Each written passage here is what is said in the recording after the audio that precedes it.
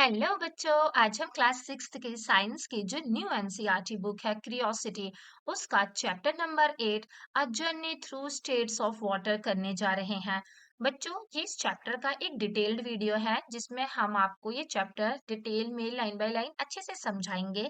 अगर आपको इस चैप्टर के most important question answer, true false, fill ups ये सब जानने हैं तो आप हमारे चैनल की प्लेलिस्ट में जा करके इस चैप्टर के मोस्ट इंपॉर्टेंट क्वेश्चन आंसर का एक डिटेल्ड वीडियो अपलोडेड है, उसे देख सकते हैं। तो चलिए चैप्टर स्टार्ट करते हैं। बट चैप्टर स्टार्ट करने से पहले बच्चों, मैं आप सबसे रिक्वेस्ट करना चाहूंगी कि अगर आप हमारे चैनल पे नए हैं और आपने अभी तक हमारे चैनल को सब्सक्राइब नहीं कर रखा है तो प्लीज इसे सब्सक्राइब कर दीजिए, ताकि आपसे रिलेटेड हम जब भी कोई नई और इम्पोर्टेंट वीडियो लेकर के आए तो वो आपके पास सबसे पहले पहुंच जाए। तो चलिए अब इस चैप्टर पे स्टार्ट करते हैं। मुझे चैप्टर की शुरुआत में हमें यहाँ पर एक तमिल लैंग्वेज में एक कोट लिखा हुआ दिख रहा है, जिसका इंग्लिश ट्रांसलेशन उसके नीचे लिखा है कि if it does not rain well, even the mighty ocean will be drained. अगर ढंग से बारिश नहीं होगी तो चाहे कितना भी बड़ा, कितना भी विशाल ओशियन क्यों ना हो, वो भी ड्रेन हो जाएगा, वो भी सूख जाएगा। और ये कोट बच्चों प्रिकुलर नाम के एक तमिल लैंग्वेज में लिखी गई बुक है, उससे लिया गया है। जिसका मतलब ये हुआ कि जो बारिश है वो हमारी प्रकृति के लिए बहुत ही जरूरी है। अगर समय पर, टाइम पर और पर्याप्त मात्रा में बारिश नहीं होगी तो जितनी भी वाटर बॉडीज हैं, रिवर्स, लेक्स, पॉन्ड्स और लास्ट में ओशियन, ये सब के सब सूख जाएंगे या फिर इनका जो जल स्तर है वो कम हो जाएगा। मतलब हमारी प्रकृति में जितने भी एलिमेंट्स हैं वो सब एक दूसरे से इतने वेल कनेक्टेड हैं कि एक में अगर कोई चेंज आता है, कोई छोटा सा चेंज आता है तो उसकी वजह से दूसरी चीज पर कितना बड़ा इम्पैक्ट आ सकता है। आई होप आपको ये स्टेटमेंट समझ में आ गई होगी। चलिए अब चैप्टर स्टार्ट करते हैं। On a bright summer afternoon, Avi and Thirav enjoyed their shikanji lemonade. After looking at the eyes in the lemonade, Thirav wondered about the nature of ice and water. तो एक bright summer afternoon की बात है बच्चों। तो बच्चों, गर्मियों का मौसम था, दोपहर का समय था। आवी और थिरव, यहाँ पे आवी और थिरव की फोटो दी गई है। ये दोनों अपना लेमनेड यानी कि जो नींबू पानी होता है, शिकंजी होता है, उसको पी रहे थे।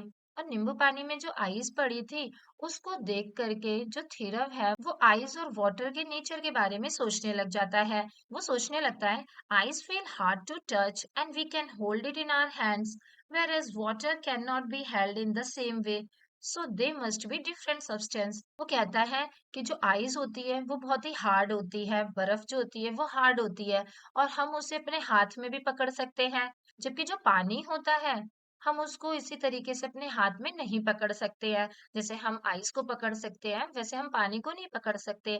तो इसका मतलब ये हुआ कि जो आइस है और वाटर है वो अलग अलग सब्सटेंस है, डिफरेंट सब्सटेंस है। जिस पर आवी जो होती है वो अपना काउंटर व्यू देती है थिरव को और वो कहती है कि no, these are the same substance, कि ये दोनों सेम सब्सटेंस है। जो आइस है और जो वाटर है वो दोनों सेम ही सब्सटेंस है।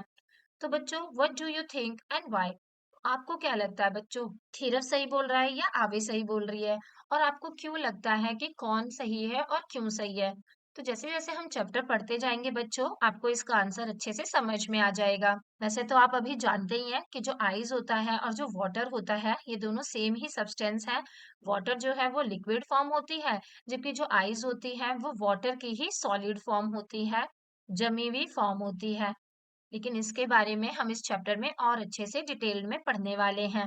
तो चलिए आगे देखते हैं। आगे जो बच्चों ये आवी होती है वो कहती है, we can put water in the freezer of a refrigerator and check if it gets converted into ice. आवी जो है वो थिरब से कहती है कि हम लोग फ्रीजर में थोड़ा सा पानी रख सकते हैं। रेफ्रिजरेटर का जो फ्रीजर है उसमें थोड़ा सा पानी रख सकते हैं और देख सकते हैं, चेक कर सकते हैं कि क्या वो आइस में कन्वर्ट हुआ या नहीं हुआ। तो इस तरीके से हमें पता चल जाएगा कि जो वाटर है वही फ्रीज होने पर आइस बन जाता है। जिस पर जो थिरव होता है वो कहता है कि yes I know, when water is left in the freezer it gets converted into ice, probably something get added to the ice in the freezer. तो जो थिरव होता है वो कहता है कि हाँ हाँ, मुझे पता है कि जब हम पानी को फ्रीजर में रखते हैं, थोड़ी देर के लिए छोड़ देते हैं, तो वो आइस में कन्वर्ट हो जाता है।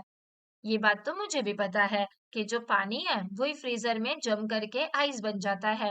लेकिन हो सकता है कि फ्रीजर में जब हम पानी को रखते हैं आइस बनाने के लिए, तो हो सकता है ना कि उसमें कुछ ऐड हो जाता हो, इसीलिए वो वाटर से आइस बन जाता है। तो आगे आपसे पूछा है बच्चों कि do you think Thirav is right, कि क्या आपको लगता है कि जो थिरव बोल रहा है कि जब हम फ्रीजर में पानी को रखते हैं तो उसमें कुछ ऐड हो जाता है तब वो आइस बनती है, क्या ये बात आपके हिसाब से सच है? How can you find out? आप इस बात को किस तरीके से पता लगाएंगे?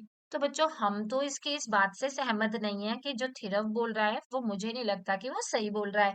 लेकिन इस चीज का हम पता कैसे लगाएंगे? इस चीज का पता हम यहाँ आगे दी हुई एक्टिविटी से लगाएंगे। तो चलिए एक्टिविटी 8.1 पढ़ते हैं। एक्टिविटी 8.1 में बच्चों हमको बोला है लेट अस ऑब्जर्व। हमें कुछ एक्सपेरिमेंट करना है और उसे ऑब्जर्व करना है। Put an ice cube in a cup, leave it on the table and observe. आपको यहाँ बोला है कि एक कप में आपको कुछ आइस क्यूब डालने हैं और उसे थोड़ी देर के लिए टेबल के ऊपर छोड़ देना है और फिर उसे ऑब्जर्व करना है। तो बच्चों जब आप एक कप में आइस को डाल देंगे और थोड़ी देर के लिए उसे छोड़ देंगे, तो थोड़ी देर बाद बच्चों आप ऑब्जर्व करेंगे कि जो आइस है ये मेल्ट होकर के कन्वर्ट होकर के वाटर बन जाएगी। तो what can you conclude from this observation? तो आपने जो भी ये ऑब्जर्वेशन की, इससे आपने क्या कंक्लूजन निकाला? जब आइस कन्वर्ट होकर के वाटर बन गई, मेल्ट होकर के वाटर बन गई, तो इससे आपने क्या कंक्लूजन निकाला? Does this means that ice and water are the same substance? तो क्या आपको इस ऑब्जर्वेशन से ये पता चला, ये कंक्लूजन निकला कि जो आइस होता है और जो वाटर होता है वो सेम ही सब्सटेंस होते हैं? तो हाँ बच्चों, आइस और वाटर जो है वो सेम ही सब्सटेंस के दो अलग अलग फॉर्म होते हैं। ये जो फॉर्म होती है इसको हम स्टेट्स कहते हैं। जैसे पानी की ही दो फॉर्म है, एक फॉर्म है आइस जो कि उसकी सॉलिड फॉर्म है और दूसरी फॉर्म है पानी खुद जो कि उसकी लिक्विड फॉर्म है। इसके अलावा आप चैप्टर में इसकी वेपर फॉर्म को भी पढ़ेंगे जो कि इसकी गैसेस स्टेट होगी। तो बच्चों स्टेट का मतलब क्या होता है? समझ लीजिए यहाँ पर आप हैं, आप बहुत ही खुश हैं क्योंकि आज आपके अच्छे मार्क्स आ गए थे तो आप बहुत ही खुश हैं। आप खुशी खुशी घर जाते हैं, लेकिन रास्ते में जब आप जा रहे थे तो आप गिर जाते हैं और आपको चोट लग जाती है। तो क्या अब आप खुश रहेंगे? नहीं बच्चों, अब आप थोड़े से दुखी हो जाएंगे क्योंकि आपको चोट लग गई है। लेकिन जब आप घर पहुंचते हैं तो आपको पता चलता है कि आपकी फैमिली पिकनिक जाने वाली है, वाटर पार्क जाने वाली है। इसको सुन करके आप बहुत ही ज्यादा एक्साइटेड हो जाते हैं और अपनी चोट को, अपने दर्द को भूल करके आप खुशी खुशी वाटर पार्क जाने के लिए तैयार होने लगते हैं। तो आप सेम ही पर्सन है बच्चों, लेकिन ये जो तीनों हैं ये तीनों आपके इमोशन की स्टेट्स हैं। पहले आप खुश थे, फिर आप दुखी हो गए, फिर बाद में आप एक्साइटेड हो गए। तो ये जो सारी फॉर्म्स हैं इसको ही हम स्टेट्स कहते हैं। ऐसे ही किसी सब्सटेंस की भी अलग अलग स्टेट्स होती हैं, जैसे कि सॉलिड, लिक्विड और गैस, जिसके बारे में हम इस चैप्टर में आगे डिटेल में पढ़ेंगे। These different states of water shows many difference in their behavior। और यहाँ पे जो दो स्टेट ऑफ वाटर की बात की गई है, यानी कि जो आइस की बात की गई है और वाटर की बात की गई है, ये दोनों एक दूसरे से बिहेवियर में बिल्कुल ही डिफरेंट होते हैं। वाटर जो होता है वो फ्लो करता है यानी कि बहता है, जबकि आइस नहीं बहती, वो फ्लो नहीं करती है। इसके अलावा जो वाटर होता है हम उसको स्प्लैश कर सकते हैं, जबकि आइस को नहीं कर सकते। ऐसे ही किसी मैटर की जो अलग अलग स्टेट होती है वो होती तो सेम सब्सटेंस की ही है, लेकिन उनका बिहेवियर बिल्कुल ही अलग होता है। उनकी जो प्रॉपर्टीज होती हैं वो एक दूसरे से बिल्कुल ही अलग होती हैं, जिसे देख करके आप कह भी नहीं सकते कि ये दोनों सेम ही चीज है। ये सारी सेम ही सब्सटेंस की स्टेट्स हैं। इसके बारे में बच्चों आगे हम इस चैप्टर में और डिटेल में पढ़ेंगे। चलिए अभी आगे देखते हैं कि आगे क्या दिया है। आगे बच्चों दिया है इन्वेस्टिगेटिंग वाटर्स डिसअपियरिंग एक्ट। पानी के जो डिसअपियरिंग होने का ये जो एक्ट है, पानी जो गायब हो जाता है, हमें इसे इन्वेस्टिगेट करना है। चलिए देखते हैं कि इस पार्ट में क्या दिया है। It is a rainy morning while going to school, Avi and Thirav observes that there are lot of water puddles in the playground. That evening, when they go to school, they are surprised to observe that some of the water in the puddles had disappeared. तो बच्चों एक बारिश की morning की बात है, rainy season था, morning का समय था। आवी और थीरव जो है वो स्कूल जा रहे थे, तो देखते हैं कि प्लेग्राउंड में बहुत सारे पानी के जो पडल हैं वो बने हुए हैं। बच्चों जब बारिश होती है तो बहुत सारे गड्ढों में पानी भर जाता है, उसी पानी के गड्ढों को पडल कहा जाता है। तो जब आरवी और थीरव स्कूल जा रहे होते हैं तो वो प्लेग्राउंड में बहुत सारे वाटर पडल देखते हैं। और फिर जब शाम को वो लोग प्लेग्राउंड में खेलने के लिए जाते हैं तो वो ये देख करके सरप्राइज हो जाते हैं कि पडल में से कुछ पानी जो है वो डिसअपियर हो गया है, गायब हो गया है। और फिर जो थीरव है वो सोच में पड़ जाता है और सोचता है, I think the water has been absorbed by the soil on the playground. What do you think about it? कि मेरे हिसाब से ये जो प्लेग्राउंड की मिट्टी है इसने पडल का ये पानी जो है वो एब्जॉर्ब कर लिया है। मतलब पार्क में जो मिट्टी है, इस मिट्टी की वजह से ये जो पडल में पानी पड़ा था ये सूख करके जमीन के अंदर चला गया है। तो what do you think about it? बच्चों, इस पर आपका क्या विचार है?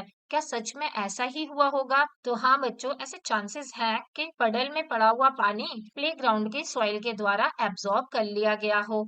लेकिन क्या सिर्फ इतना ही हुआ होगा कि आगे और भी कुछ हुआ होगा उस पानी के साथ? इसके बारे में हम जैसे-जैसे चैप्टर पढ़ते जाएंगे, वैसे-वैसे हमें इसके बारे में और अच्छे से पता चलता जाएगा। Have you ever noticed water in the puddles disappearing? क्या कभी आपने भी पडल में से पानी को डिसअपियर होते हुए देखा है? Where does it go? आपके हिसाब से वो पानी कहाँ जाता है? Discuss with your friend. अपने दोस्त के साथ उसे डिस्कस करो। तो बच्चों, आपको क्या लगता है कि पडल का पानी आखिर कहाँ डिसअपियर हो जाता है? इसके बारे में आपको डिस्कस करना है। Where else have you seen water disappearing? इसके अलावा और कहाँ पर आपने पानी को डिसअपियर होते हुए देखा है? Can you think of a possible reason why this happen? और क्या अब आप इसके कुछ पॉसिबल रीजंस के बारे में सोच सकते हैं कि ऐसा क्यों होता है? आखिर वो पानी कहाँ चला जाता है, जाता कहाँ है? क्या इसके बारे में आप कोई रीजन सोच सकते हैं? तो वो भी आपको बताना है। You might have observed that after washing the utensils, water left on the surface of the utensils dries up after some times. आपने ये भी ऑब्जर्व किया होगा बच्चों कि जब हम बर्तनों को धोते हैं तो थोड़े समय बाद उसके सरफेस पर जो पानी होता है वो ड्राई हो जाता है, वो भी सूख जाता है। तो does the reason you thought earlier to explain water disappearance apply in this case also? तो आपने यहाँ पे जो रीजन सोचा था कि ये जो पानी है वो मिट्टी के द्वारा एब्जॉर्ब कर लिया गया है, तो क्या वो रीजन यहाँ पर भी अप्लाई होता है? तो क्या बर्तनों के द्वारा भी वो पानी एब्जॉर्ब कर लिया जाता है? क्या आपको ऐसा लगता है कि वो बर्तन जो है उसने भी पानी को एब्जॉर्ब कर लिया है? Aavi wonders if the water has seeped through the surface of the utensils. तो आवी सोचने लगती है कि क्या जो बर्तन का सरफेस है उसने पानी को सीप कर लिया है। Therav thinks that water does not seep through the surface of the utensils। जिस पर थीरव जो है वो सोचता है कि नहीं नहीं, प्लेग्राउंड की जो सॉइल है वो तो वाटर को एब्जॉर्ब कर सकती है, लेकिन यूटेंसिल्स का जो सरफेस है वो पानी को एब्जॉर्ब नहीं कर सकता है। Design an activity to investigate whose idea is correct. तो आपको एक एक्टिविटी करनी है ये इन्वेस्टिगेट करने के लिए, ये जांच करने के लिए कि किसका जो आइडिया है, किसका जो रीजन है वो सही है। क्या आवी का रीजन सही है कि जो पानी है वो यूटेंसिल्स के सरफेस के द्वारा सीप कर लिया गया है, या थीरव की बात सही है कि पानी जो है वो यूटेंसिल्स के सरफेस के द्वारा सीप नहीं किया जा सकता है? तो बच्चों, इसके लिए ये एक्टिविटी हमें करके देखनी पड़ेगी। यहाँ पे आपसे बोला है, take a tablespoon of water on a steel plate as shown in the figure. तो यहाँ जैसा कि इस पिक्चर में दिखाया गया है, एक प्लेट में आपको, एक स्टील की प्लेट में 1 टेबल स्पून के बराबर पानी लेना है। Observe whether water seeps through the other side of the plate और नॉट। और फिर आपको देखना है कि जो पानी है ये प्लेट की इस वाली साइड पर सीप होकर के जाता है या नहीं जाता है, ये आपको ऑब्जर्व करना है। Keep observing this at regular intervals until the water completely disappear। और आपको तब तक ये पानी को ऑब्जर्व करते रहना है जब तक कि ये पानी पूरी तरीके से डिसअपियर नहीं हो जाता। What do you infer? और फिर आप इससे क्या कंक्लूजन निकालेंगे? Is this activity enough to come up to the conclusion that water does not seep through a steel plate? क्या ये एक्टिविटी काफी होगी ये कंक्लूजन निकालने के लिए कि जो पानी है वो स्टील की प्लेट के द्वारा सीप नहीं किया जा सकता है? तो हाँ बच्चों, हम इसे देख करके बता सकते हैं कि जो पानी है ये कहीं और तो चला गया है, लेकिन ये सीप होकर के प्लेट की दूसरी साइड नहीं गया है। तो इतना तो हमें ये देख करके समझ में आ रहा है, लेकिन फिर ये पानी आखिर गया कहाँ है? If the water does not seep through the steel plate, where has the water gone? अगर ये पानी स्टील की प्लेट के द्वारा सीप नहीं किया गया है तो आखिर ये पानी गया कहाँ है? तो इसका आंसर बच्चों ये हो जाएगा कि This water gets converted into gaseous states called water vapor. The water vapor is another state of water. ये जो पानी है ये लिक्विड की फॉर्म में था और ये लिक्विड की फॉर्म से कन्वर्ट होकर के गैसेस फॉर्म में कन्वर्ट हो गया है, यानी कि वाटर वेपर बन गया है, जो कि पानी की ही एक दूसरी स्टेट है।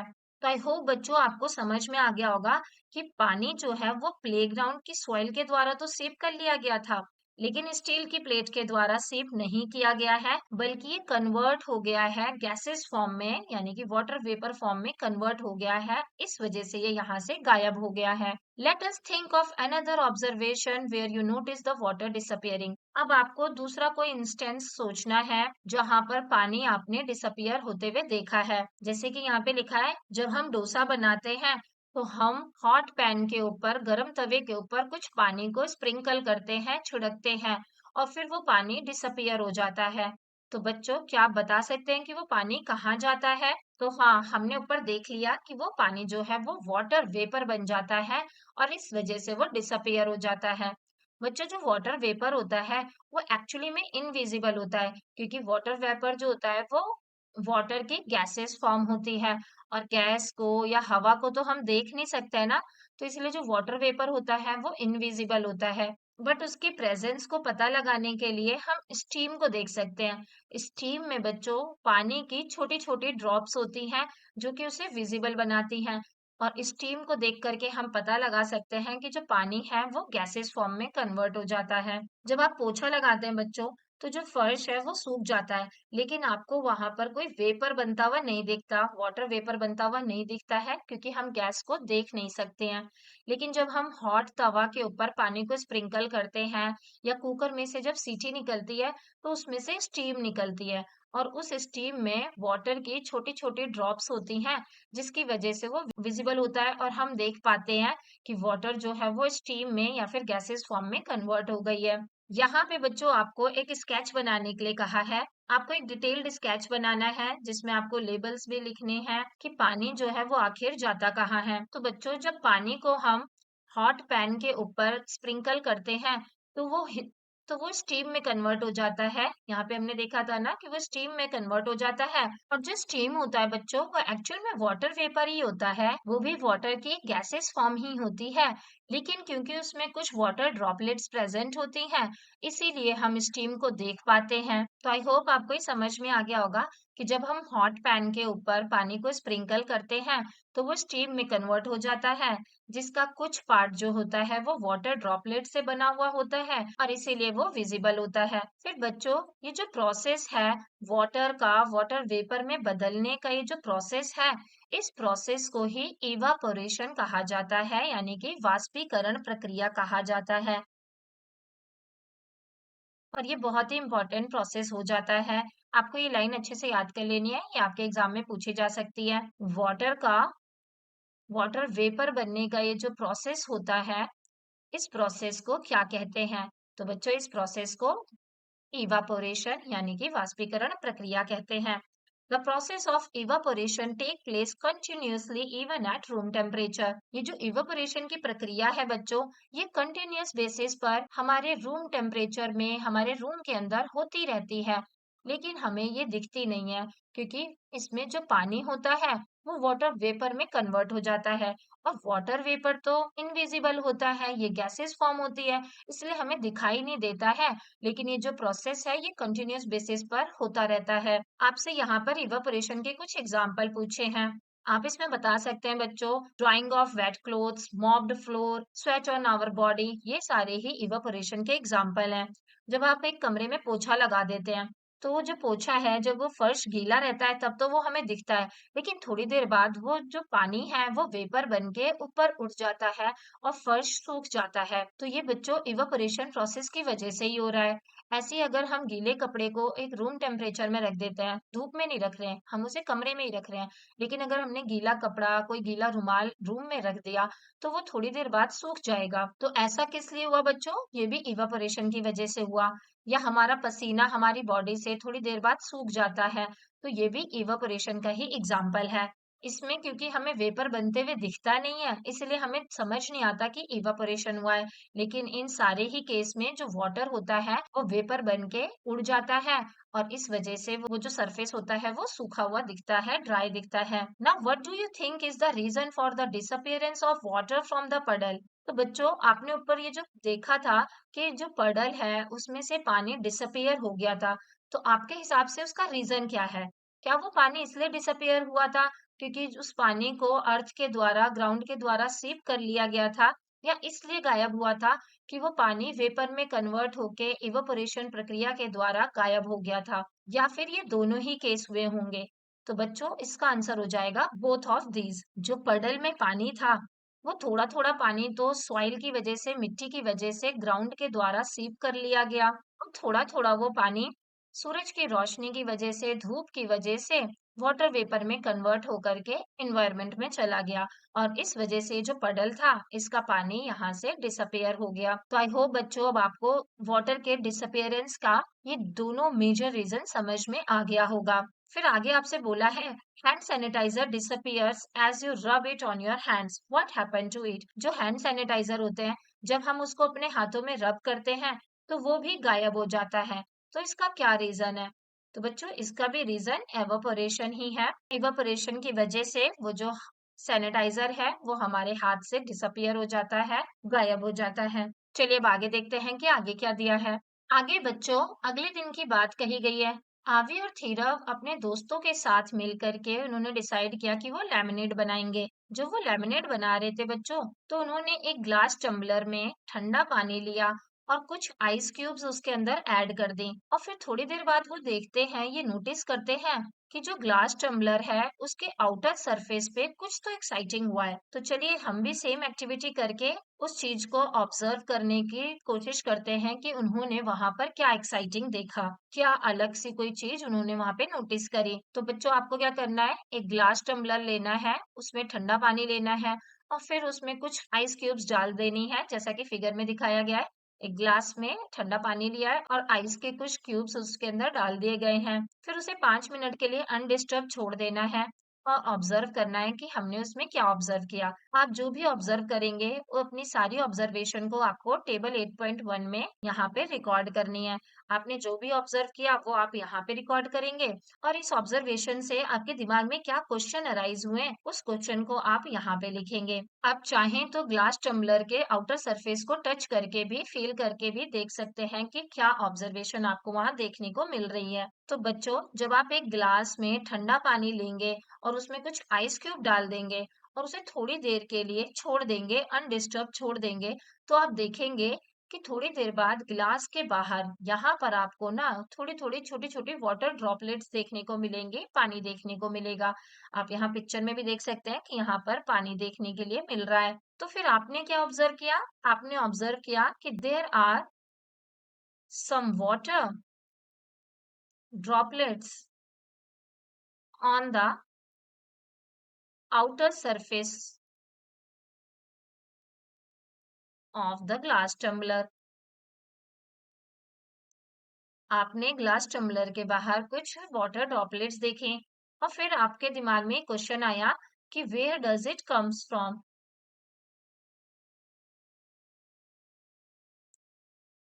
कि ये पानी यहाँ पर कहाँ से आया है? तो आपने जो भी आपकी ऑब्जर्वेशन थी और जो भी क्वेश्चन आपके दिमाग में राइज हुआ, वो आपने लिख दिया। यहाँ पे बच्चों, आपको बताया गया है कि आवे ने भी यही ऑब्जर्व किया। उसने देखा कि there are some water droplets appearing on the outer surface of the glass tumbler, कि ग्लास टम्बलर के बाहर कुछ आउटर सरफेस पे पानी की कुछ बूंदे थी। इनिशियली वो जो वाटर ड्रॉपलेट्स थी, वो छोटी छोटी सी थी, और फिर वो कंबाइन होकर के एक बड़ी सी ड्रॉप बन जाती है, जिसे देख करके वो बहुत ही क्यूरियस हो जाती है कि जो वाटर ड्रॉपलेट्स हैं, वो वहां पर कहाँ से आई, ग्लास टम्बलर में आखिर बाहर की तरफ वो पानी कहाँ से आया। अगर बच्चों आपके पास ग्लास टम्बलर नहीं है, तो आप इसे एक मेटल के कंटेनर के साथ भी करके देख सकते हैं।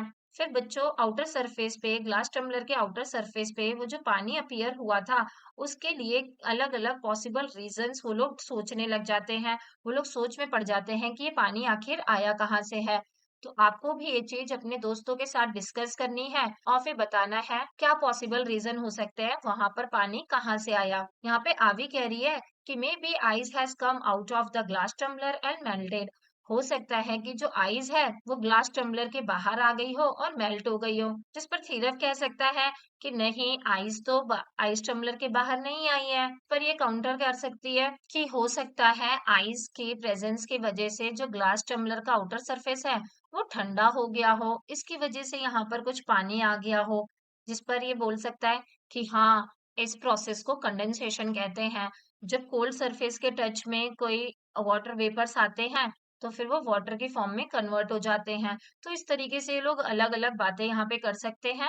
इसका आंसर हमने क्वेश्चन आंसर वाली वीडियो में दे रखा है, आप वहां से देख सकते हैं। और इसके अलावा भी जो भी वेरियस पॉसिबल रीजंस हैं आप उनको भी यहाँ पर लिख सकते हैं। आपके हिसाब से उसके क्या पॉसिबल रीजन हो सकते हैं कि पानी वहां पर आखिर कहाँ से आया, तो ये चीज भी आप खुद से भी लिख सकते हैं। यू मे एग्री और disagree with the reasons of other.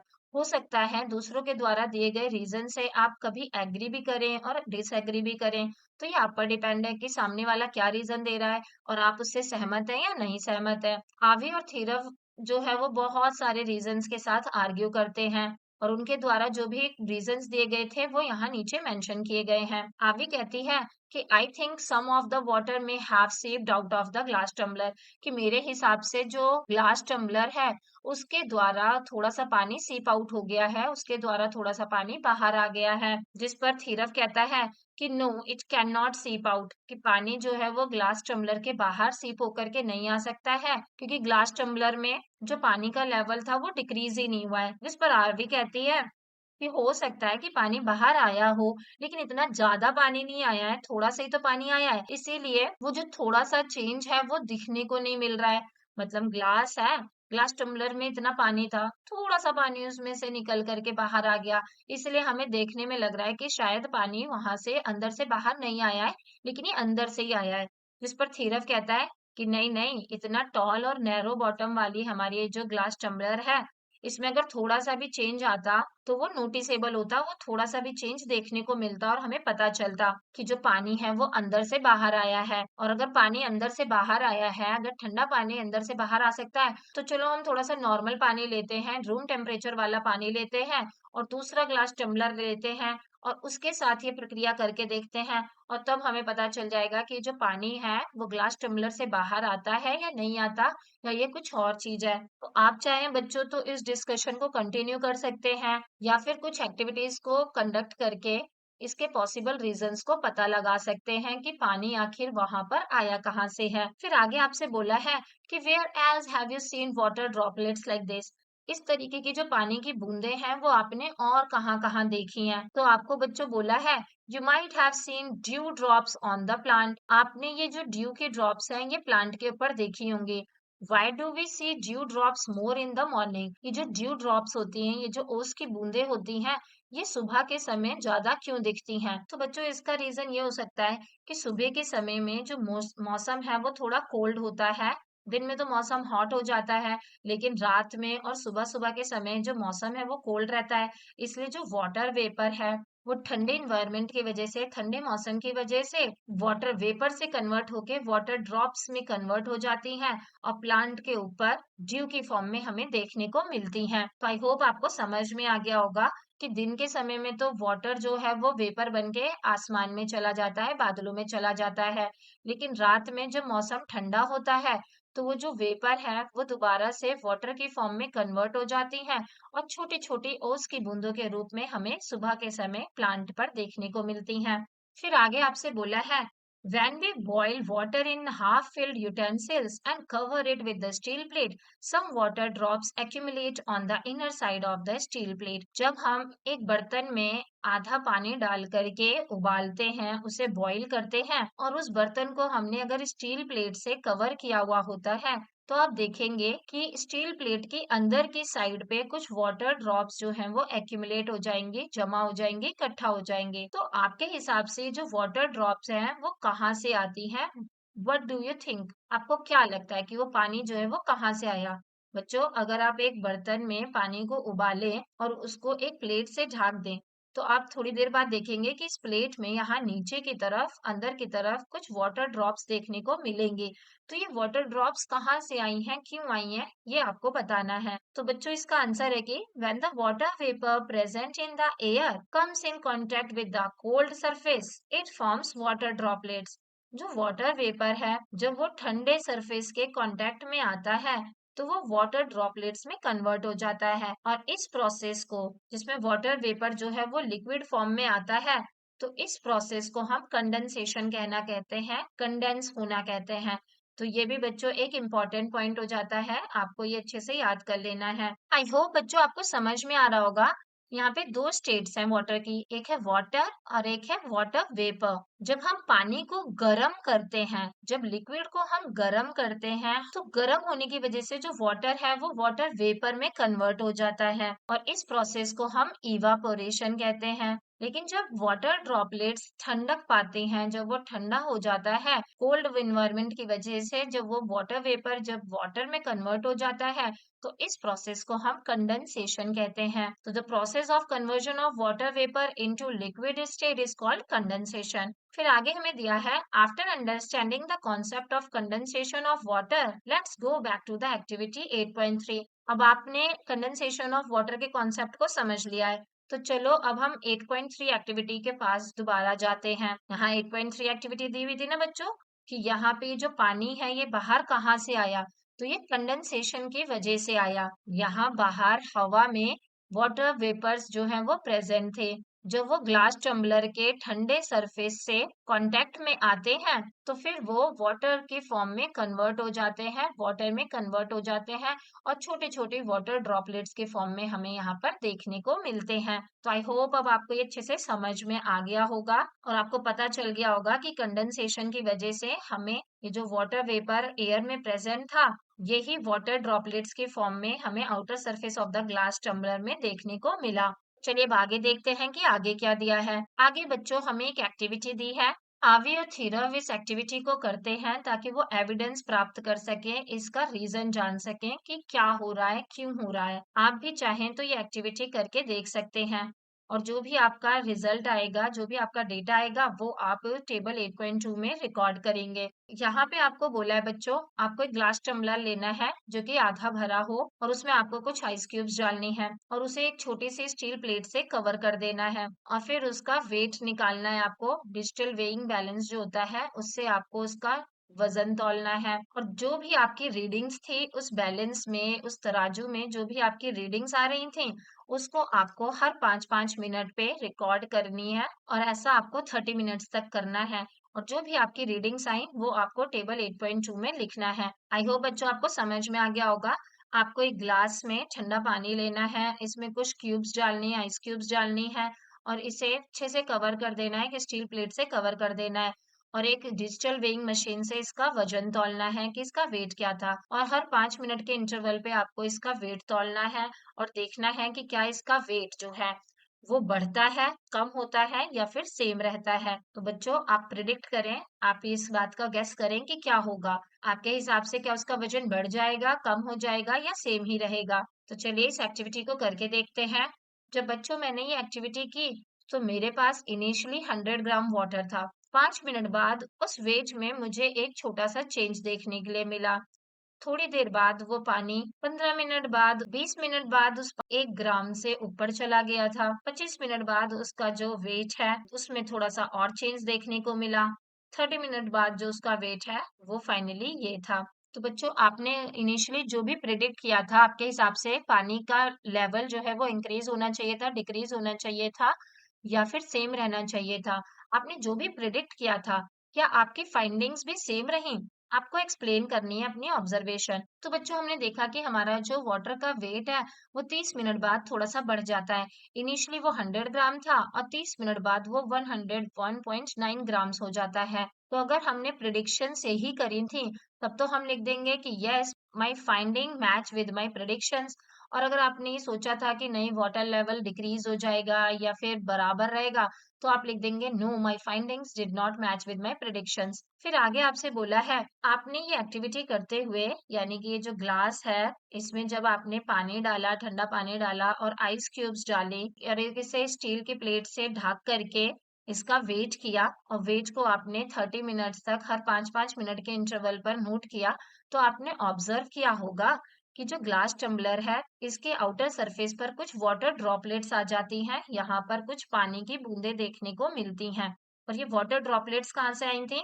हमने जो कंडेंसेशन प्रोसेस पढ़ा था ना बच्चों, इसकी वजह से ये जो वाटर ड्रॉपलेट्स एयर में प्रेजेंट थी, ये जब ग्लास टम्बलर के ठंडे सरफेस से कांटेक्ट में आती हैं, तो ये वाटर ड्रॉपलेट्स में कन्वर्ट हो जाती हैं और ग्लास टम्बलर में यहाँ पे बाहर चिपक जाती हैं। हमने ये देखा था ना कि कंडेंसेशन प्रोसेस में ये जो वाटर वेपर यहाँ पे प्रेजेंट होता है, ये ग्लास सरफेस के ठंडे होने की वजह से यहाँ पर आकर के वाटर की फॉर्म में कन्वर्ट होकर के यहाँ पे देखने को मिलता है। तो क्या बच्चों केवल इतना सा देख करके आप इस बात को कंक्लूड कर सकते हैं कि ये जो पानी है, ये जो पानी की बूंदें हैं, ये सिर्फ कंडेंसेशन की वजह से बाहर आई हैं? ऐसा भी तो हो सकता है ना कि थोड़ा सा पानी तो कंडेंसेशन की वजह से बाहर आया हो और थोड़ा सा पानी ग्लास टम्बलर से सीप आउट होकर के अंदर से बाहर आया हो। ऐसा भी तो हो सकता है ना कि थोड़ा सा तो पानी जो था वो कंडेंसेशन प्रोसेस की वजह से जो वाटर वेपर है वो वाटर बन के यहाँ पर आ गया, इसलिए वेट बढ़ गया इसका, और थोड़ा सा पानी अंदर से बाहर आ गया हो, ये भी हुआ हो सकता है। तो इसके लिए बच्चों हम क्या करेंगे, हम ना अब की बार ग्लास टम्बलर में जो वाटर का लेवल है उसको एक परमानेंट मार्कर या फिर एक विजिबल टेप से मार्क कर देंगे और फिर देखेंगे कि क्या वाटर लेवल जो है ग्लास टम्बलर का वो नीचे जाता है या नहीं जाता, या फिर ये जो एक्स्ट्रा पानी है वो वाटर वेपर की वजह से ग्लास टम्बलर के आउटर सरफेस पे देखने को मिलता है। जब बच्चों आप ये एक्टिविटी करेंगे तो आपने क्या कंक्लूजन निकाला वो आपको देखना है। तो आप इस एक्टिविटी में बच्चों ये पाएंगे कि जो पानी है ये सीप आउट होकर के बाहर नहीं आया है। ये जो एक्स्ट्रा पानी है ये कंडेंसेशन प्रोसेस की वजह से ही आया है, क्योंकि अगर सीप आउट होकर के बाहर आता, अगर ये पानी जो है वो अंदर से बाहर आता, तब भी उसका वेट तो बच्चों उतना ही रहता ना। अगर 100 ग्राम्स था अंदर, तो बाहर आने के बाद समझ लो 1 ग्राम अगर बाहर आ जाता, तो यहाँ 99 रहता और यहाँ पर 1 रहता, तब भी ये टोटल 100 ही रहता। लेकिन ये 100 ग्राम्स नहीं है, ये तो 101.9 ग्राम हो गया है। तो ये जो वेट जो बढ़ा है वो इसी पानी का नहीं है कि ये वाला पानी बाहर आ गया, बल्कि वो आउटर सरफेस में यहाँ पर जो वाटर वेपर था वो जब यहाँ पर कंडेंस होकर के पानी बना, तो इसकी वजह से उसका वेट बढ़ा है। तो आई होप अब आपको ये अच्छे से समझ में आ गया होगा, ये एक्टिविटी आपको अच्छे से पता चल गई होगी। चलिए अब आगे देखते हैं कि आगे क्या दिया है। What are the different states of water? पानी की अलग अलग स्टेट्स क्या होती हैं उसके बारे में हमें यहाँ पे दिया हुआ है। यहाँ पे हमें दिया है बच्चों कि water is a substance that can be observed in 3 different states in our daily life. पानी जो है वो एक ऐसा सब्सटेंस है जो कि हम अपनी डेली लाइफ में 3 अलग अलग स्टेट्स में देखने को पाते हैं।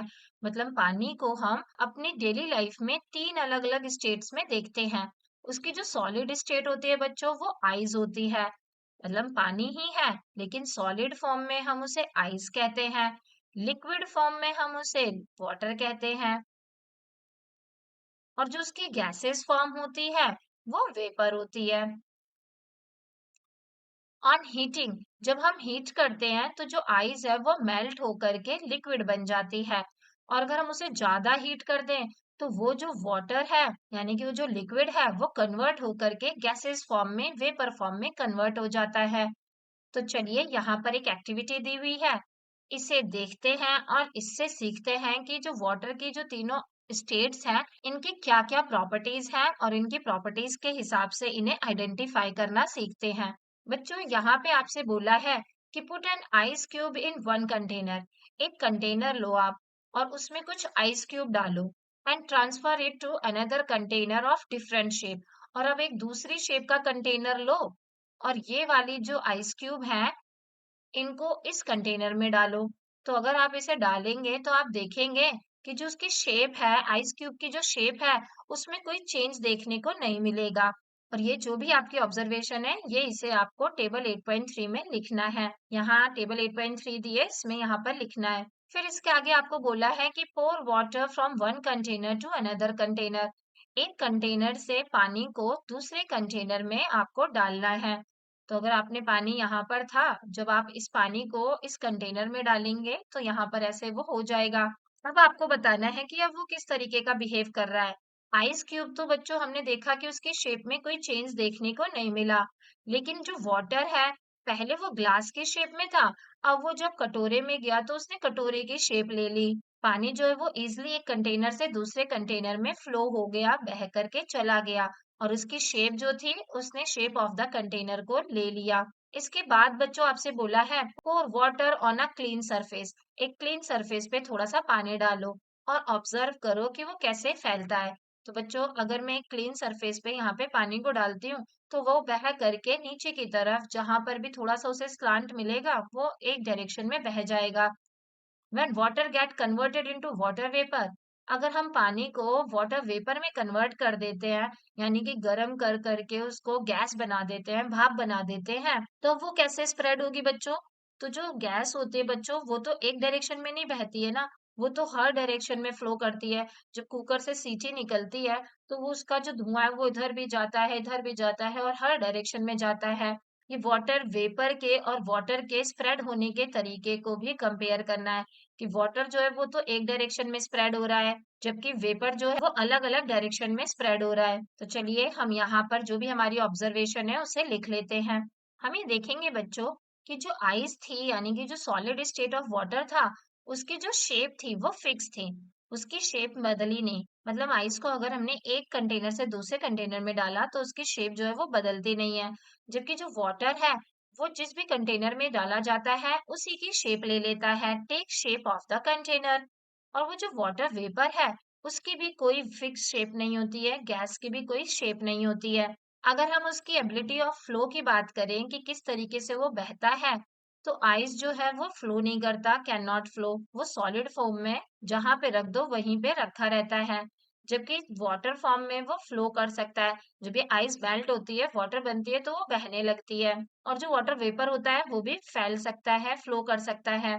और अगर हम स्प्रेड करने की एबिलिटी की बात करें, आइस जो है वो वहीं की वहीं रहती है, स्प्रेड नहीं हो पाती। जबकि लिक्विड की फॉर्म में जो वाटर होता है, अगर हम उसे कहीं फर्श पे डालते हैं तो वो पूरी तरफ स्प्रेड हो जाता है, फैल जाता है। और वाटर वेपर भी इसी तरीके से हर डायरेक्शन में फैल जाती है। जब कुकर से जो स्टीम निकलती है, वेपर निकलता है, वो हर डायरेक्शन में फैल जाता है और सारी तरफ खाने की खुशबू आ जाती है। तो हमने इस चीज से ये ऑब्जर्व किया कि वाटर की अपनी अलग अलग स्टेट्स में, सॉलिड, लिक्विड और गैस तीनों स्टेट में प्रॉपर्टीज जो थी वो बिल्कुल ही एक दूसरे से डिफरेंट थी।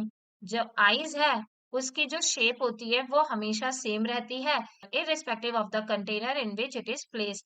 चाहे कंटेनर की कोई भी शेप हो, चाहे कंटेनर ग्लास हो, चाहे कटोरा हो या प्लेट हो, आइस की जो शेप है वो हमेशा सेम रहेगी। वो अगर क्यूब की फॉर्म में है तो वो हर कंटेनर में क्यूब की फॉर्म में ही दिखेगी। जबकि जो पानी होता है वो कंटेनर की शेप ले लेता है, वो जिस भी कंटेनर में जाता है उसी की शेप में हो जाता है।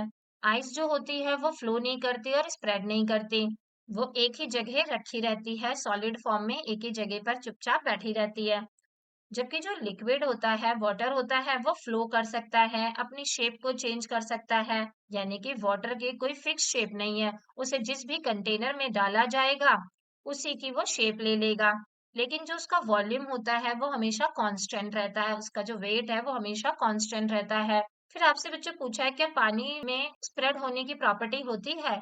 तो हाँ बच्चों, पानी में स्प्रेड होने की प्रॉपर्टी होती है। पानी फैल जाता है लेकिन उसका जो वॉल्यूम होता है वो कांस्टेंट रहता है।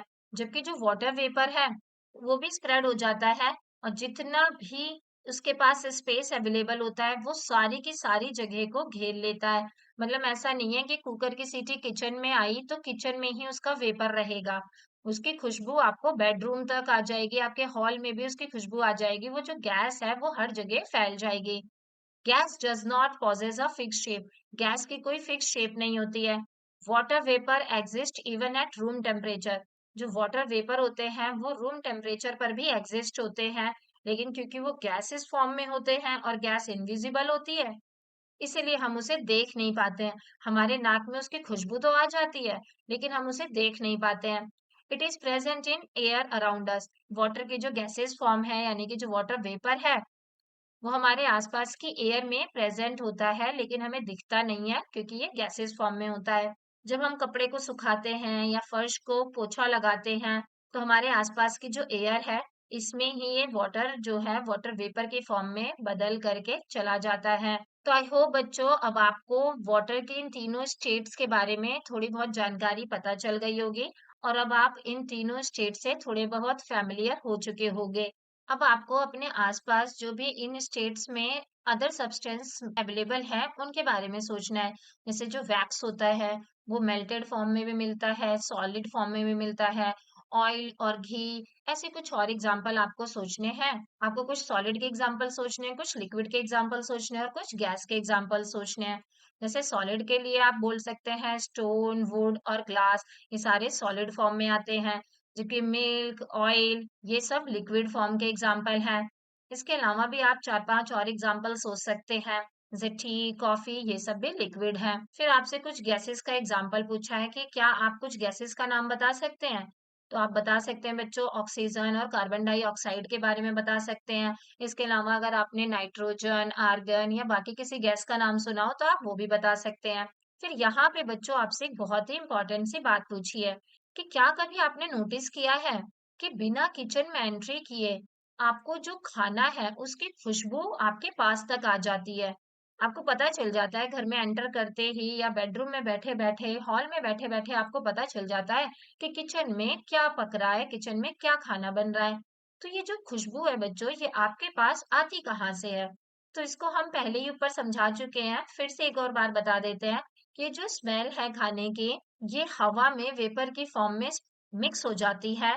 जब हम खाना पकाते हैं तो उसमें जो वाटर होता है, तो उसमें से जो स्टीम निकलता है बच्चों, उस स्टीम में उस खाने की खुशबू होती है जो कि एयर के साथ मिक्स होकर के हमारी नाक तक पहुंच जाती है बिना हमारे किचन में एंटर किए। हम चाहे रूम में बैठे हों, बेडरूम में बैठे हों, हॉल में बैठे हों, बालकनी में हो, कहीं पर भी हो, तो गरम गरम खाने की खुशबू हमारे नाक तक हवा में फैल करके हमारे पास तक पहुंच जाती है।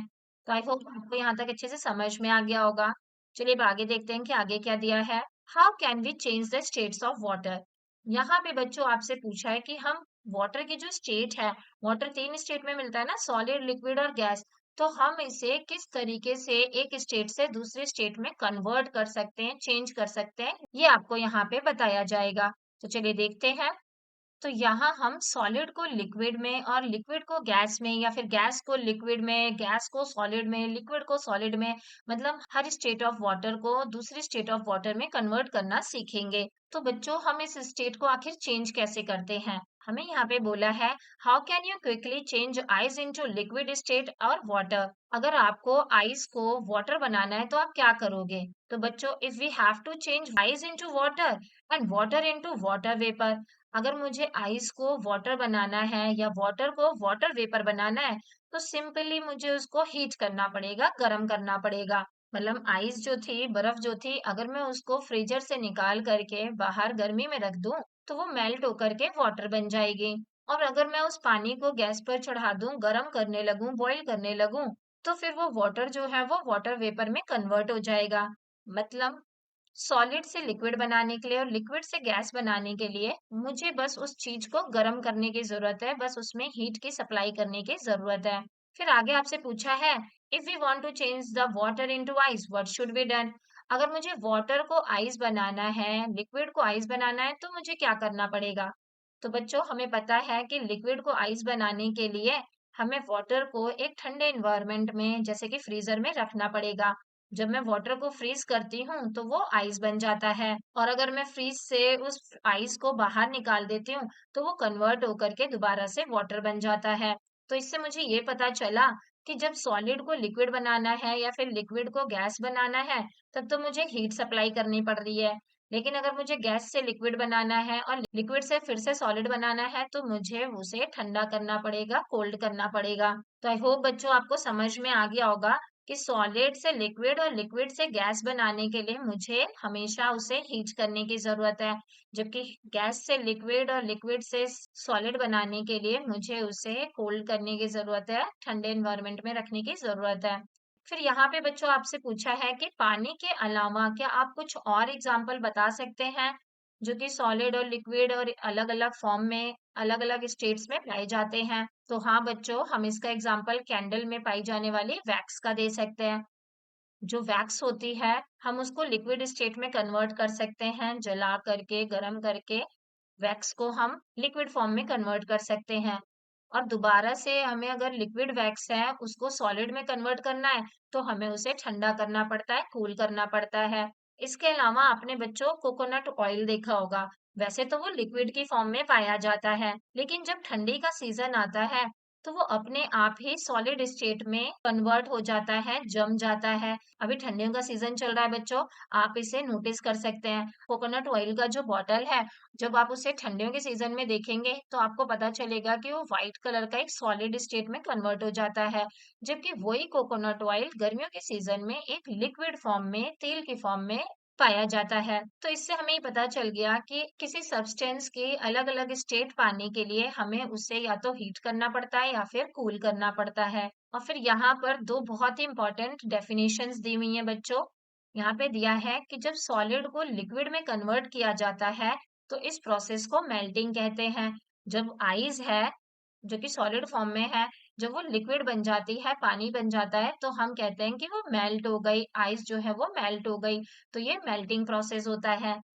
लेकिन अगर हम लिक्विड को सॉलिड फॉर्म में कन्वर्ट करते हैं, यानी कि पानी को जब हम ठंडा करके बर्फ बनाते हैं, तो इस प्रोसेस को फ्रीजिंग कहा जाता है। यहाँ नीचे बच्चों आपको एक डायग्राम दिया है और आपको इसे कंप्लीट करने के लिए कहा गया है। तो हम यहाँ पे लिख सकते हैं कि सॉलिड है, फिर लिक्विड्स आएगा और फिर यहाँ पर गैस आएगा। तो हमारा लिक्विड और गैस हो गया। हमें पता है कि जब सॉलिड को लिक्विड में बनाते हैं, यानी कि जब आइस को वाटर बनती है, तो उसके लिए उसे मेल्ट होना पड़ता है, जबकि वाटर को वाटर वेपर बनने के लिए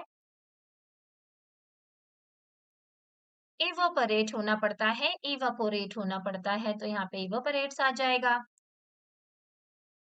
लिक्विड को आइस बनने के लिए, वाटर को आइस बनने के लिए हमें उसे फ्रीज करना पड़ता है। तो यहाँ पे फ्रीजेज आ जाएगा। और वाटर वेपर को लिक्विड बनाने के लिए हमें उसे कंडेंस करना पड़ता है। हमने देखा था ना ऊपर, ग्लास में जब ठंडा ठंडा पानी था, तो जो आसपास का वाटर वेपर था, वो इस ठंडे सरफेस से कांटेक्ट में आकर के यहाँ पर पानी की ड्रॉप्स की फॉर्म में दिखने लगा था। तो इस प्रोसेस को हमने कंडेंसेशन कहा था। तो ये कंडेंसेस है, तो यहाँ पे कंडेंसेस आ जाएगा। फिर आगे बच्चों आपसे पूछा है, how can water be evaporated faster और स्लोअर।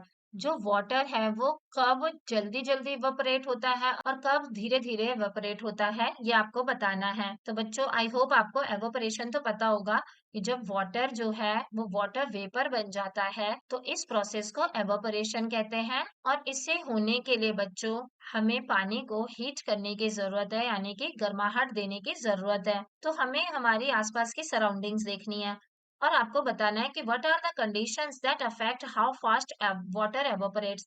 हमें अपने आसपास की चीजों को देख करके वो कंडीशन बतानी है जिस कंडीशन में जो पानी है वो जल्दी जल्दी एवोपरेट होकर के वाटर वेपर बनेगा। तो बच्चों आपने देखा होगा कि जो ठंडी वाला दिन होता है, उस दिन एवोपरेशन जो है वो स्लो होता है, धीमे होता है, जबकि गर्म दिन में एवोपरेशन तेज होता है, फास्ट होता है।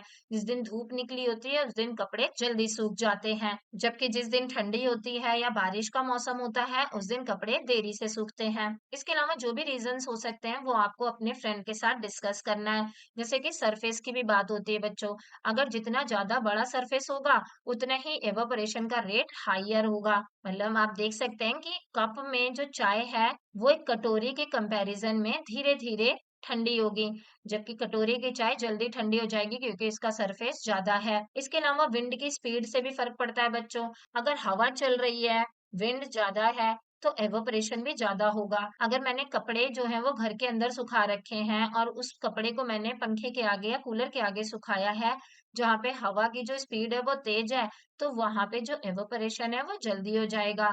हम पोछा लगाने के बाद बच्चों, या जब हमें स्वेटिंग आती है, पसीना होता है, तो हम लोग फैन के आगे बैठते हैं ना।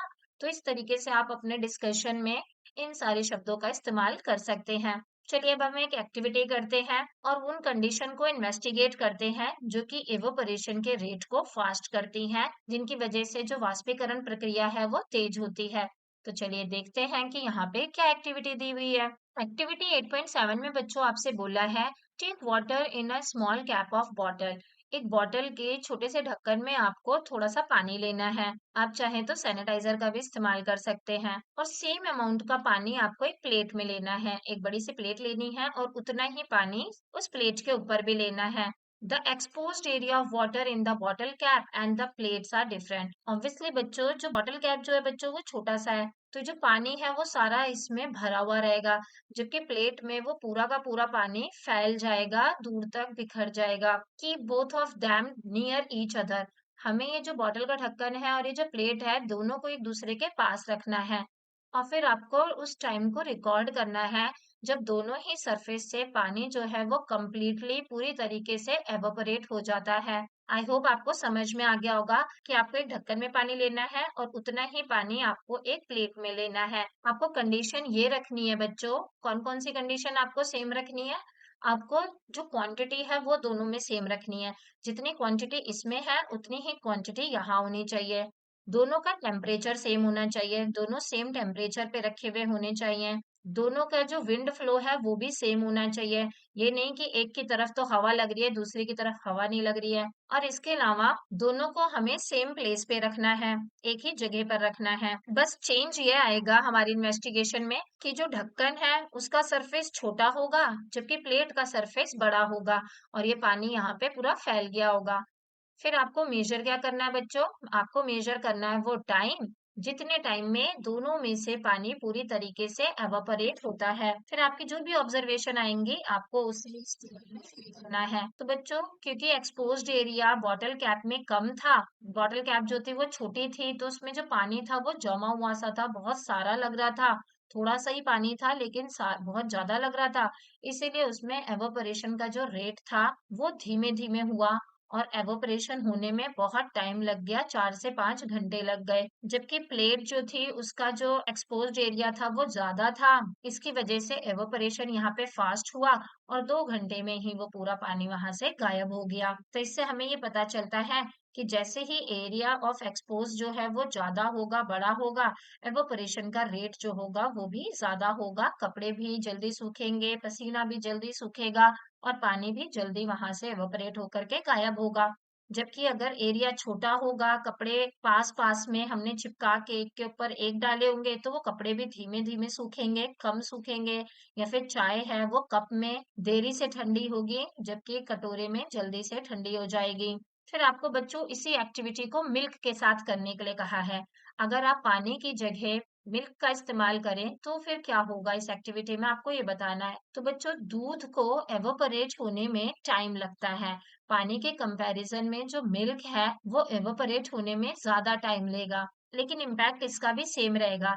ढक्कन में ये धीमे धीमे से गायब होगा, इसे इसे हो सकता है 15 से 20 घंटे लग जाए और प्लेट में इसे 4 से 5 घंटे लगे। मतलब जब मैंने पानी लिया था तो ढक्कन में इसे गायब होने में 4 से 5 घंटे लग रहे थे और प्लेट में ये 1 से 2 घंटे में गायब हो जा रहा था। जबकि जो मिल्क है इसे ढक्कन में गायब होने में बहुत ज्यादा टाइम लगेगा और प्लेट में ये कम समय में गायब हो जाएगा। लेकिन जो बच्चों मिल्क होता है, इसका सिर्फ जो वाटर वाला पोर्शन होगा, मतलब मिल्क के अंदर जो वाटर पोर्शन होगा सिर्फ वो एवापोरेट होगा। बाकी उसका जो व्हाइट कलर है, जो दूध का व्हाइट कलर होता है, यानी कि उसमें जो और सब्सटेंस होते हैं वो तो वहीं रह जाएंगे, उस पर एक व्हाइट जो निशान है वो उस बर्तन पे पड़ा रह जाएगा। आई होप आपको ये अच्छे से समझ में आ गया होगा। चलिए अब आगे देखते हैं कि आगे क्या दिया है। आगे दिया है other conditions which affect how fast water evaporates. हमें यहाँ पर और कंडीशंस देखनी है जिससे कि हमें पता चले कि जो पानी है वो कितनी फास्ट और कितनी स्लोली एवेपोरेट होता है। अलग अलग कंडीशंस में वो किस तरीके से एवेपोरेशन होता है वो देखना है। जैसे हमने ऊपर बच्चों पढ़ा था कि ज्यादा बड़ा सरफेस एरिया होता है तो एवेपोरेशन फास्ट होता है और छोटा सरफेस एरिया होता है तो इवेपोरेशन धीमे धीमे होता है। वैसे यहाँ पर हमें बोला है हमें भी एक एक्टिविटी डिजाइन करनी है 8.7 की तरह ही, ये पता लगाने के लिए कि वो कौन सी कंडीशंस हैं जो कि अफेक्ट करती हैं कि पानी जो है वो कितनी तेजी से एवेपोरेट होगा। मतलब हमें एक और एक्टिविटी देखनी है कि सरफेस एरिया के अलावा और क्या चीज है जिसके बढ़ने से या कम होने से एवोपरेशन का रेट भी बढ़ता और कम होता है। तो हमसे यहाँ पे पूछा है कि आपने कौन सी चीजों को चेंज करा है और कौन सी चीजों को सेम रखा है। अपनी एक्टिविटी करने के दौरान आपने किन चीजों को चेंज रखा है वो यहाँ पे लिख देनी है आपको, और किन चीजों को सेम रखा है उसे यहाँ पे लिख देना है। और उसके बाद देखना है कि इवापोरेशन होने में टोटल कितना टाइम लगा। तो इसके लिए बच्चों हम ऐसी एक्टिविटी डिजाइन कर सकते हैं कि जिसमें हम अमाउंट ऑफ वाटर सेम रखें, मतलब जितना पानी एवोपरेट कराना है वो सेम रखें, और साथ ही टेम्परेचर भी सेम रखें, और उसके अलावा जो हमारा सरफेस एरिया है, एक्सपोज्ड एरिया है, वो भी सेम रखें। लेकिन जो कंडीशन हमें चेंज करनी है वो चेंज करनी है ह्यूमिडिटी की। मतलब मैंने दो कंटेनर ले लिए, दो प्लेट ले ली, और दोनों प्लेट में मैंने सेम अमाउंट ऑफ वाटर रखा है। पानी की जो क्वांटिटी है वो सेम रखी है, साथ ही उसे मैंने सेम टेम्परेचर पे रखा है। ऐसा नहीं है कि एक पानी गर्म है और एक ठंडा है, दोनों ही सेम क्वांटिटी के पानी है, सेम टेम्परेचर के पानी है, और सेम ही रूम टेम्परेचर पे रखे भी गए हैं। इसके अलावा इनका जो एक्सपोज्ड एरिया है, यानी कि इन दोनों प्लेट का जो साइज है वो भी सेम है। लेकिन बस हम इसमें चेंज क्या करेंगे, एक प्लेट को हम ऐसी जगह पर रखेंगे, एक ऐसे कमरे में ले जाकर रखेंगे जहां पर ह्यूमिडिटी ज्यादा हो, जहां पर नमी ज्यादा हो, और दूसरी प्लेट को हम उठा करके हम ऐसे कमरे में रख देंगे जहां पर ह्यूमिडिटी कम हो। तो ऐसी सिचुएशन में होगा ये कि जिस कमरे में ह्यूमिडिटी ज्यादा थी, नमी ज्यादा थी, जहां ऑलरेडी एटमॉस्फेयर में वाटर ड्रॉपलेट्स प्रेजेंट थी, उस जगह पर ज्यादा समय लगेगा, और जबकि ऐसी जगह जहां पर लेस ह्यूमिडिटी है वहां पर पानी को एवोपरेट होने में कम समय लगेगा। हम यहाँ पे ये लिख सकते हैं कि हमने ये ऑब्जर्व किया कि जिस रूम में ह्यूमिडिटी ज्यादा थी वहां पे मोर टाइम लगा, और जिस रूम में ह्यूमिडिटी कम थी वहां पे कम टाइम लगा। तो आई होप बच्चों ये आपको अच्छे से समझ में आ गया होगा।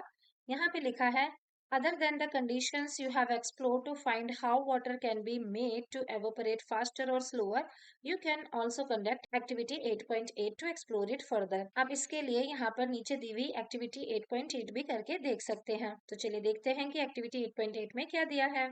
बच्चों, एक्टिविटी 8.8 में हमसे कहा है हमें दो आइडेंटिकल बॉटल्स की कैप लेनी है, ताकि वो कैप का साइज बिल्कुल सेम हो, एकदम इक्वल हो, और दोनों में इक्वल अमाउंट ऑफ वाटर डालना है, दोनों में बराबर मात्रा में पानी डालना है। फिर इसके बाद बच्चों, एक कैप जो है वो तो हमें सनलाइट में, धूप में रख देनी है, जबकि जो दूसरी कैप है उसे शेड में यानी कि छाया में रख देना है। जैसा कि यहाँ पिक्चर में भी दिखाया गया है, एक कैप में जो पानी है वो हमने धूप में रख दिया है, यहाँ पे सूरज की रोशनी एकदम डायरेक्टली पड़ रही है, जबकि दूसरी कैप को हमने छाया में रख दिया है, शेड में रख दिया है। आपको हर 15 मिनट बाद दोनों बॉटल्स का जो पानी है वो ऑब्जर्व करना है, और फिर लास्ट में आपको ये रिकॉर्ड करना है कि दोनों कैप से, दोनों ढक्कन से कम्प्लीटली पानी कितनी देर में गायब हो जाता है, कितनी देर में कम्प्लीटली पानी एवापोरेट हो जाता है। तो बच्चों, आप ये पाएंगे कि सूरज में इसका पानी जल्दी गायब हो जाएगा, जबकि छाया में रखे हुए पानी को इवापोरेट होने में ज्यादा समय लगेगा।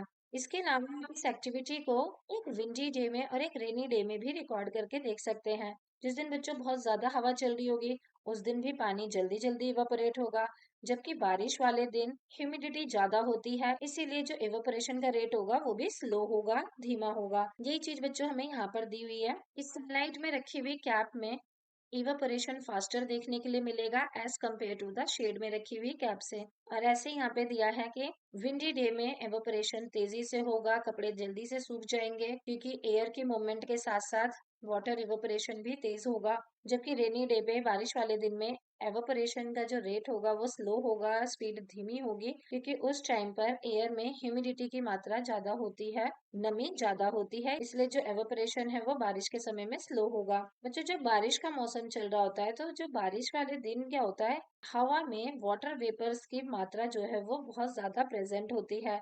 हवा में वाटर वेपर की जो मात्रा है, जो कि हमें नेकेड आइज से दिखती नहीं है, इसे ही ह्यूमिडिटी होना कहते हैं, ह्यूमिड होना कहते हैं। उस दिन का जो मौसम है वो नमी से भरा हुआ है। फिर लास्ट में बच्चों आपसे यहाँ पे क्वेश्चन पूछा है कि अगर बारिश वाले दिन आपको अपने कपड़े सुखाने हैं तो आप क्या करोगे कि आपके कपड़े जल्दी सूखें। इसके लिए बच्चों हम चलिए आपको पहले कुछ पॉइंट्स बताते हैं कि इवापोरेशन जो होता है बच्चों, वो इन फैक्टर्स पर डिपेंड करता है। पहला फैक्टर है सरफेस एरिया का ज्यादा होना। जितना ज्यादा सरफेस एरिया होगा, जितना बड़ा सरफेस एरिया होगा, उतना ही ज्यादा तेजी से इवेपोरेशन होगा। दूसरा है सनलाइट का होना, हीट का होना। अगर सनलाइट होगी तो हीट ज्यादा होगी, तो इवेपोरेशन तेजी से होगा, और अगर सनलाइट नहीं प्रेजेंट होगी तो इवेपोरेशन धीमे धीमे होगा। इसके अलावा अगर विंड चल रही है, हवा चल रही है, तो इवेपोरेशन तेजी से होगा। इसके अलावा अगर ह्यूमिडिटी नहीं है, ह्यूमिडिटी कम है, तो इवेपोरेशन तेजी से होगा। तो आई होप बच्चों आपको ये पॉइंट समझ में आ गए होंगे। तो अगर बारिश वाले दिन मुझे अपने कपड़े सुखाने हैं और जल्दी से सुखाने हैं, तो सबसे पहले तो मुझे उसका सरफेस एरिया बढ़ाना पड़ेगा। यानी कि कपड़ों को एक के ऊपर एक न डाल करके खुले में फैला करके डालना होगा।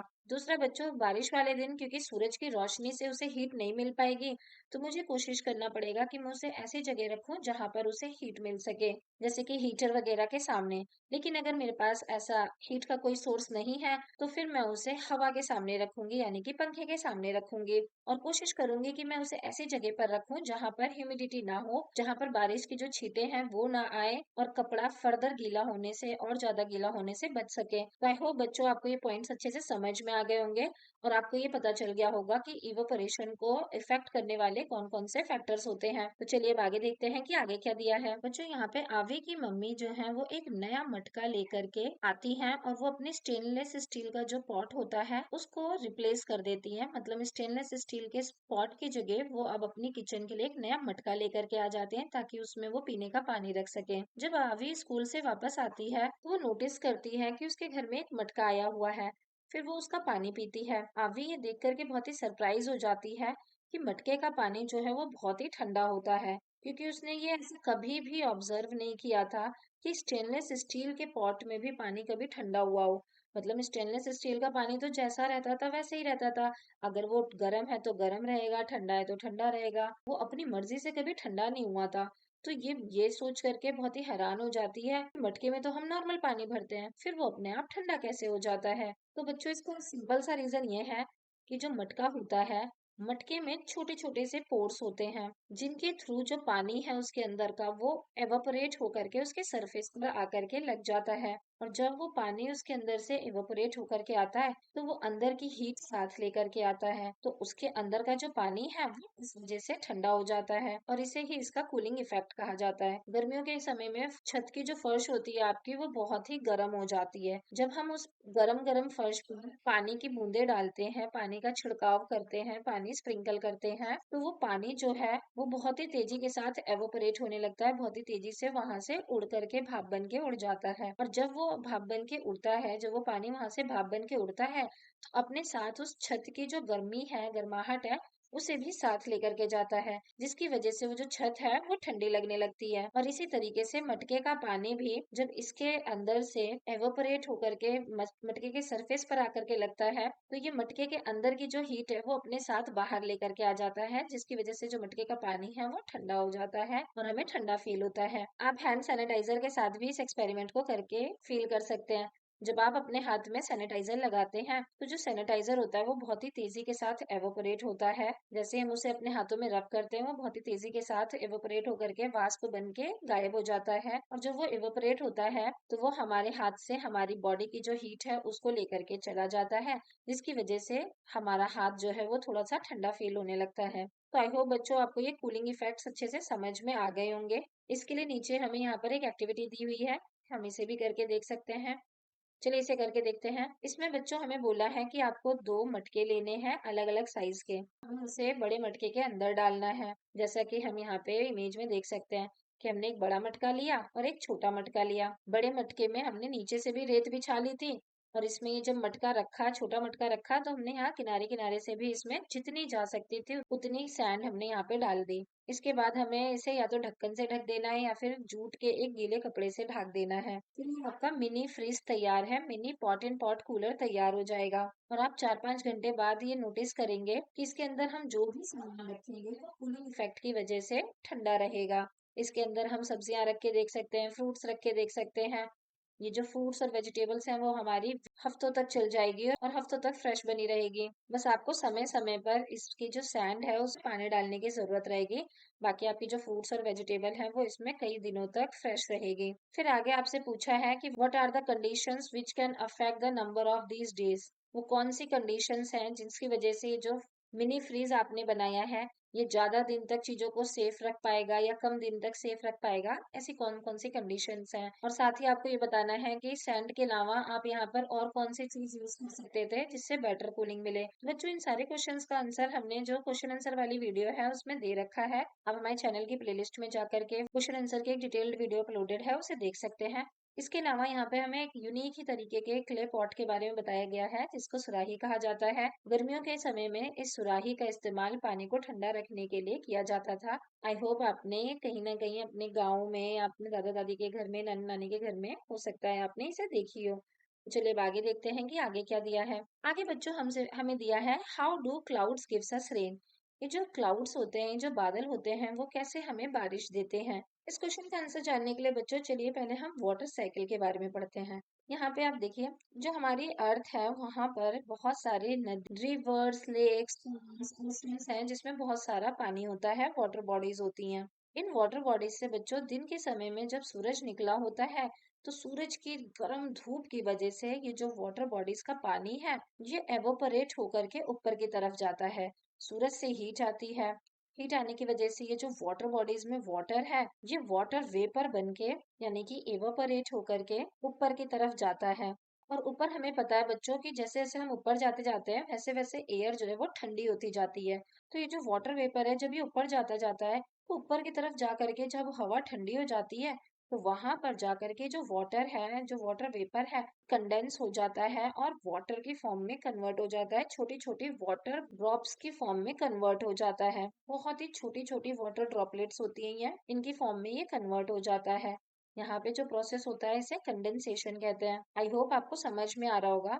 इन नदियों का और ओशियंस का, लेक्स और पॉन्ड का जो पानी है ये सूरज की हीट की वजह से एवोपरेट होता है और वाटर वेपर बन के ऊपर की तरफ उठने लगता है। ऊपर ठंडा होने की वजह से ये जो वाटर वेपर है ये कंडेंस हो जाता है और कंडेंसेशन प्रोसेस की वजह से ये जो वाटर वेपर होता है जो कि ऊपर उठ करके आया होता है ये छोटी छोटी वाटर ड्रॉप्स में कन्वर्ट हो जाता है। और यही जो छोटी छोटी वाटर ड्रॉप्स होती हैं ये जब आपस में मिलती हैं तो छोटे छोटे क्लाउड्स बनाती हैं।